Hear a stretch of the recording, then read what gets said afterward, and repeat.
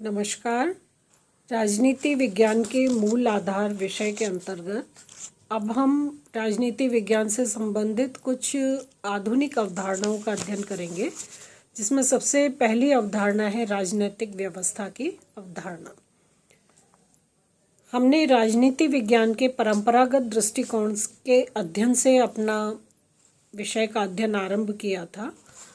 उस संदर्भ में हमें एक बात स्मरण रखनी होगी कि राजनीति विज्ञान के अध्ययन का प्रारंभ शुद्ध राजनीतिक संस्थाओं के रूप में, उनके परंपरागत स्वरूप के रूप में प्रारंभ हुआ था, जो सिर्फ राज्य या सरकार के रूप में अध्ययन के रूप में अभिव्यक्त हो रहा था।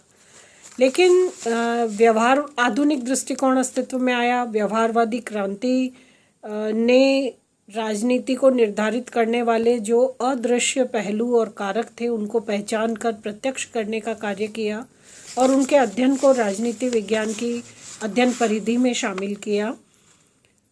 उसके उपरांत उत्तर व्यवहारवाद और इसी सारे क्रम में राजनीति विज्ञान का अध्ययन क्षेत्र जो है वो विभिन्न उतार चढ़ाव की व्यवस्थाओं से निकला। इसी संदर्भ में एक और कॉन्सेप्ट सामने आया जिसे हम कहते हैं राजनीतिक व्यवस्था का उपागम। ये उपागम ये मानता है कि राजनीतिक पर्यावरण, राजनीतिक संस्थाएं, राजनीतिक प्रवृत्तियां, सांस्कृतिक, सामाजिक तत्व, दृश्य और अदृश्य कारक जो राजनीति को किसी भी रूप में प्रभावित कर रहे हैं, उन समस्त के अध्ययन को अपने में समाहित करने वाला एक ऐसा सिद्धांत राजनीतिक व्यवस्था है जो राजनीति के बहुत विस्तृत और वृहद स्वरूप को अभिव्यक्त करता है। रॉबर्ट डहेल ने राजनीतिक व्यवस्था के संदर्भ में माना है कि राजनीतिक व्यवस्था मानवीय संबंधों की वह स्थायी ढांचा है, स्थायी संरचना है, जिसमें शक्ति, नियम और सत्ता, ये तीनों तत्व जो हैं वो महत्वपूर्ण रूप से समाहित होते हैं। शक्ति, नियम और सत्ता। डेविड ईस्टन भी यही मानते हैं कि तीन मुख्य प्रकार के संलग्न या संघटक हैं राजनीतिक व्यवस्था के, जिसमें पहला है राजनीतिक व्यवस्था जो है वो नीतियों के माध्यम से मूल्यों का आवंटन करती है, मूल्य प्रदान करती है, निर्धारित करती है। दूसरा, जो मूल्यों का आवंटन या निर्धारण या मूल्य प्रदान किए जाते हैं, निर्देशित किए जाते हैं, ये आधिकारिक होते हैं। सत्ता, इसका मतलब है कि सत्ता की प्रक्रिया के माध्यम से इन मूल्यों का निर्धारण होता है। तीसरा स्तर या तीसरा पहलू ईस्टन ये मानते हैं कि यह आवंटन समाज पर बाहरी रूप से लागू होता है, आंतरिक रूप में नहीं। समाज के बाहरी व्यवहार को निर्धारित करने के लिए मूल्य आवंटित किए जाते हैं। ये मूल्य सत्ता के पक्ष से निर्धारित और निर्णित होते हैं। इस संपूर्ण प्रक्रिया को डेविड ईस्टन ने राजनीतिक व्यवस्था के रूप में परिभाषित किया है। इसी प्रकार आमंड पावेल भी ये मानते हैं कि राजनीतिक व्यवस्था से इसके अंगों की अंतर्निर्भरता, परस्पर एक दूसरे पर निर्भरता और पर्यावरण में, राजनीतिक पर्यावरण में किसी न किसी प्रकार की सीमा का या एक स्तर का बोध होता है। तो इस प्रकार राजनीतिक व्यवस्था के अंतर्गत आमंड एंड पावेल के अनुसार, जिन्होंने बहुत विस्तृत और वृहद रूप में राजनीतिक व्यवस्था की परिभाषा की है, उनका ये मानना है कि राजनीतिक व्यवस्था के अंतर्गत व्यवस्थापिका, न्यायपालिका और प्रशासनिक यानी कार्यपालिका जैसी एजेंसियां या सरकारी संरचनाएं ही सम्मिलित नहीं हैं, बल्कि वे सभी संरचनाएं अपने राजनीतिक पहलू की दृष्टि से सम्मिलित हैं। इनमें रक्त संबंध और जाति समूह जैसी परंपरागत संस्थाएं भी शामिल हैं। हत्या, दंगे, उपद्रव और हड़ताल या प्रदर्शन जैसे अव्यवस्थित कारक भी राजनीतिक व्यवस्था के तत्व हैं। इनमें राजनीतिक दल और दबाव समूहों की भूमिका भी शामिल है। राजनीतिक व्यवस्था की धारणा में आमंड एंड पावेल के अनुसार ये बात शामिल है कि ये सभी संरचनाएं जिनका हमने अभी पहले प्रारंभ में उल्लेख किया है, ये सभी संरचनाएं परस्पर संबंधित है। अर्थात यदि एक तत्व में परिवर्तन होता है तो इस परिवर्तन का प्रभाव अनिवार्यतः उस व्यवस्था से जुड़े समस्त तत्वों पर भी पड़ेगा। ये एक बहुत स्पष्ट प्रकार का विवेचन आमंड और पावेल ने राजनीतिक व्यवस्था के संदर्भ में किया है। अब यदि हम राजनीतिक व्यवस्था का इस अर्थ में निष्कर्ष देखना चाहें तो इसका मतलब है कि जो कहना चाहिए टर्मिनोलॉजी या जो संबोधन हम राज्य के लिए या सरकार के लिए या शासन के लिए या अलग अलग सरकारी एजेंसीज के रूप में करते थे, राजनीतिक व्यवस्था अपने आप में कितना ब्रॉड, इतना विस्तृत और व्यापक अवधारणा है कि इसमें उन सारे तत्वों और उनको प्रत्यक्ष अप्रत्यक्ष रूप में प्रभावित करने वाले समस्त कारकों, सामाजिक, सांस्कृतिक और अन्य गैर राजनीतिक कारकों का भी समावेश है।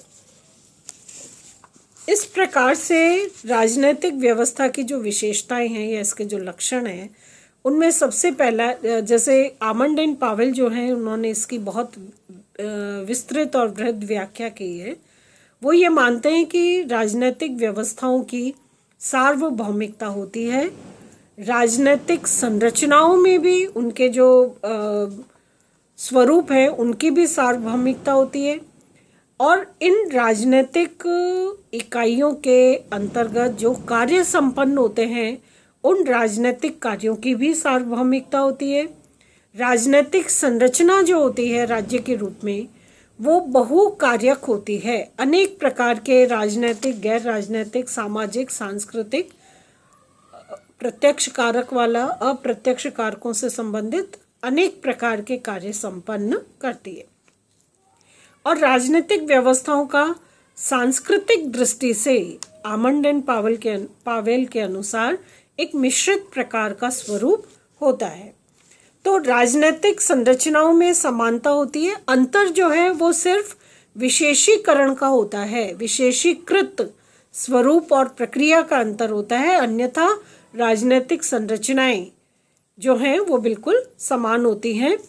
कार्य जो हैं राजनीतिक और राजनीतिक व्यवस्था के वो बहुत व्यापक होते हैं, क्योंकि जैसा अभी हमने समझा कि राजनीतिक व्यवस्था के अंतर्गत सिर्फ राजनीतिक इकाई या सिर्फ राज्य का ही अध्ययन नहीं है या राज्य के कार्यों को ही शामिल नहीं किया गया है, बल्कि अन्य कारकों को प्रत्यक्ष अप्रत्यक्ष रूप से प्रभावित करने वाले और सामाजिक, सांस्कृतिक, मूल्यात्मक परिधि के तत्वों को भी इसमें शामिल किया गया। इसलिए राजनीतिक संरचना, राजनीतिक व्यवस्था जो है इसमें कार्यों की सर्वव्यापकता होती है। राजनीतिक संरचना में राजनीतिक व्यवस्था के अंतर्गत विविधता होती है। विशेषीकृत आधार पर इकाइयां अलग अलग प्रकार के कार्य संपन्न करती हैं और इस प्रकार से राजनीतिक संरचनाओं का स्वरूप जो है वो मिश्रित प्रकार का भी हो सकता है।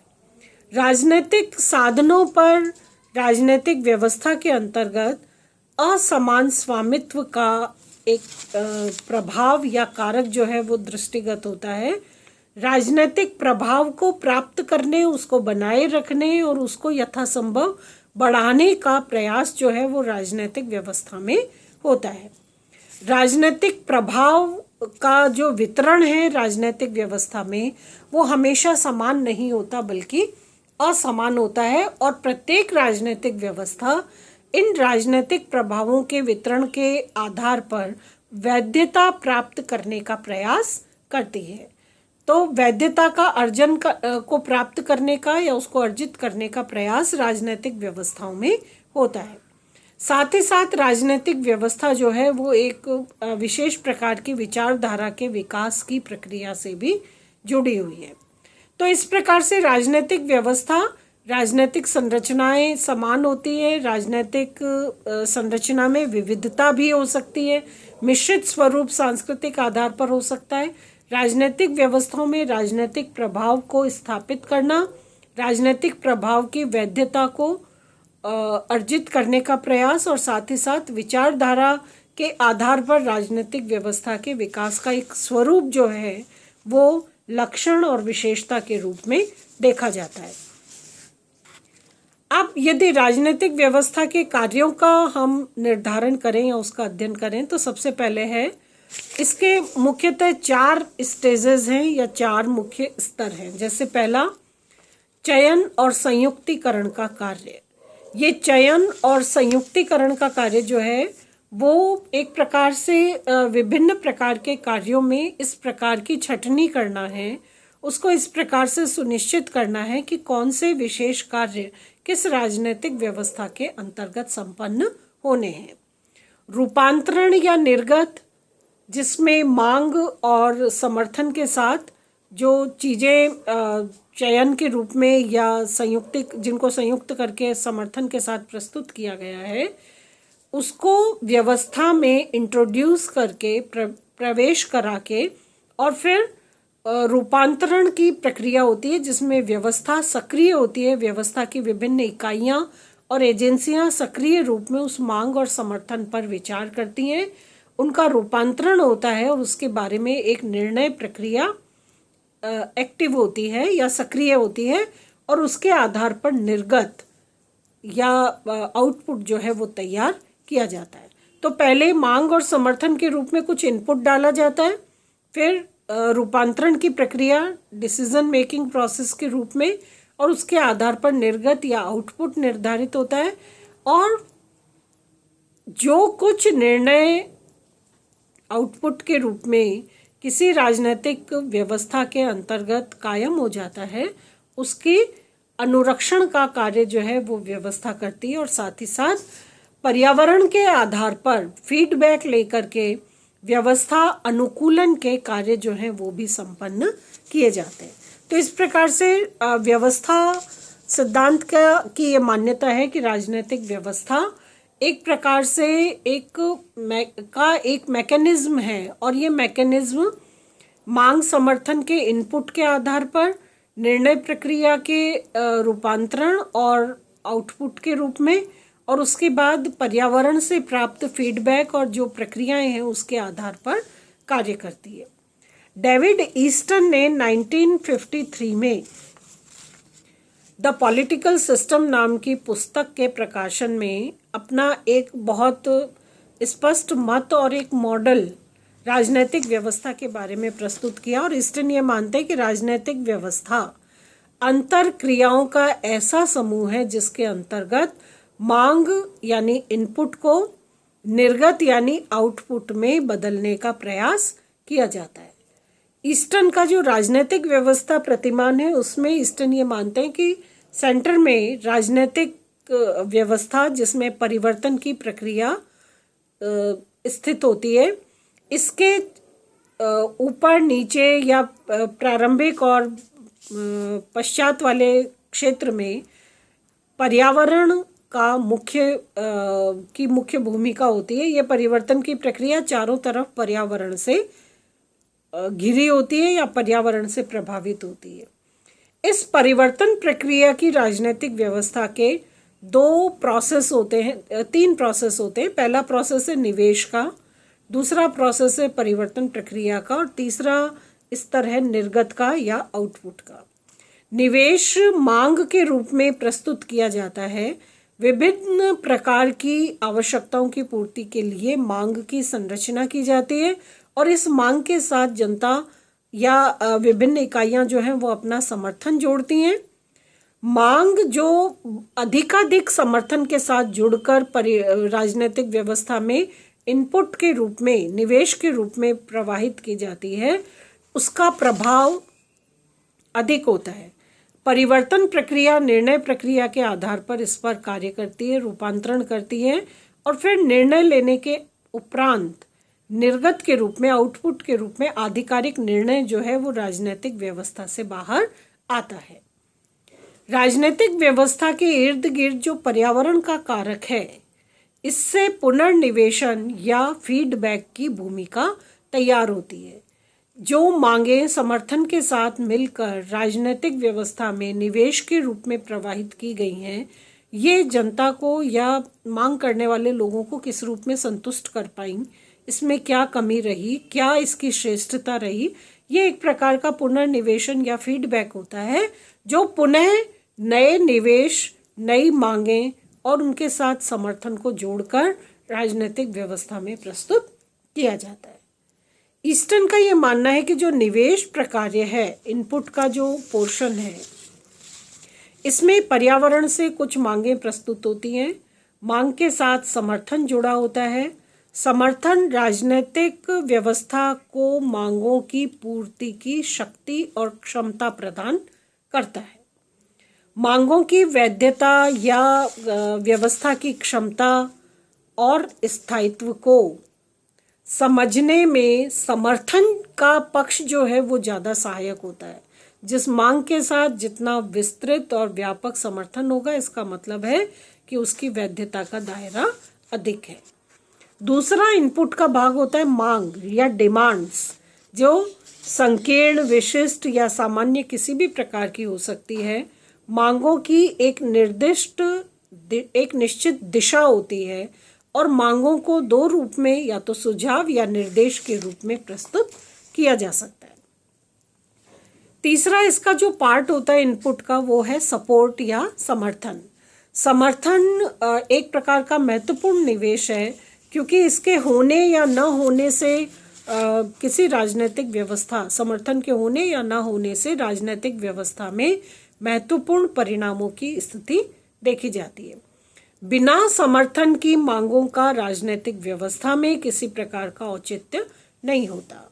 समर्थन इस प्रकार से राजनीतिक व्यवस्था का ध्यान आकर्षित करने वाला बल है, जिसके माध्यम से मांगों की तरफ राजनीतिक व्यवस्था को खींचा जाता है या उसका ध्यान आकर्षित किया जाता है। समर्थन राजनीतिक व्यवस्था को पर्यावरण से जोड़ता है और समर्थन से मांगों का जो निवेश रूप है उसका विधायन होता है, उसकी व्यवस्था होती है। साथ ही साथ समर्थन व्यवस्था में स्थिरता कायम करता है और सामाजिक एकता को बनाए रखने का प्रयास भी करता है। दूसरा राजनीतिक व्यवस्था का जो दूसरा भाग है वो है निर्गत प्रकार्य या आउटपुट, जिसमें निवेश का रूपांतरण होता है। निवेश जो मांग और समर्थन के रूप में प्रस्तुत किया गया है उसका रूपांतरण होता है और आउटपुट के रूप में उसको अभिव्यक्त किया जाता है।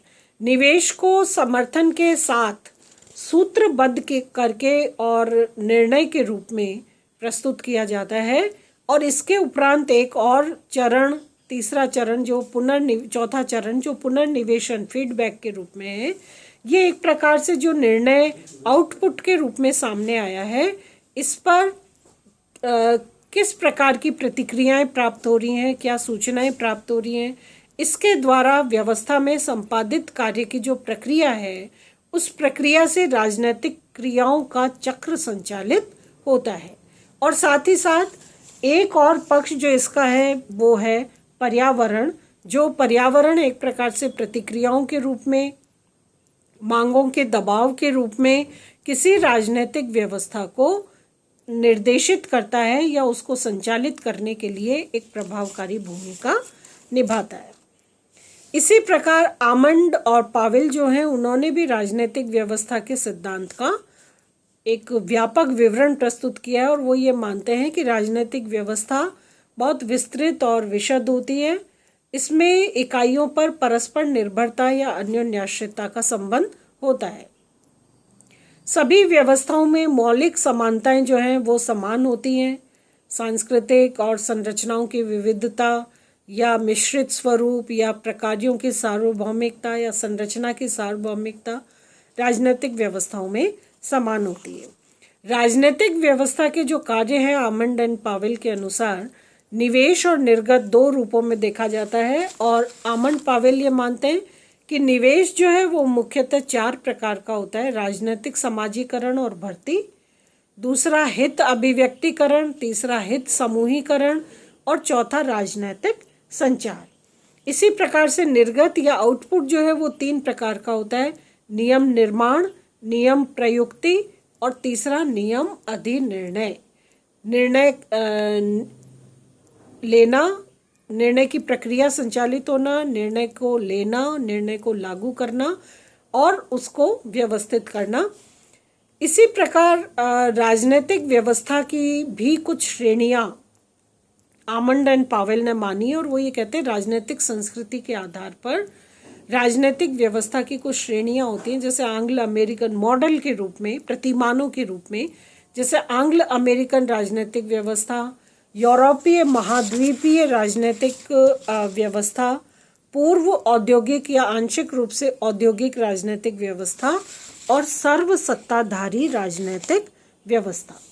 ये समस्त विवेचन इस बात की तरफ ध्यान आकर्षित करता है कि राजनीतिक व्यवस्था के रूप में राज्य की समस्त प्रक्रिया, समस्त संस्थाएं, समस्त व्यवस्थाएं इस रूप में अभिव्यक्त होती हैं कि एक शासन का संपूर्ण स्वरूप या एक राज्य व्यवस्था का संपूर्ण प्रत्यक्षीकरण जो है वो इस राजनीतिक व्यवस्था के रूप में होता है।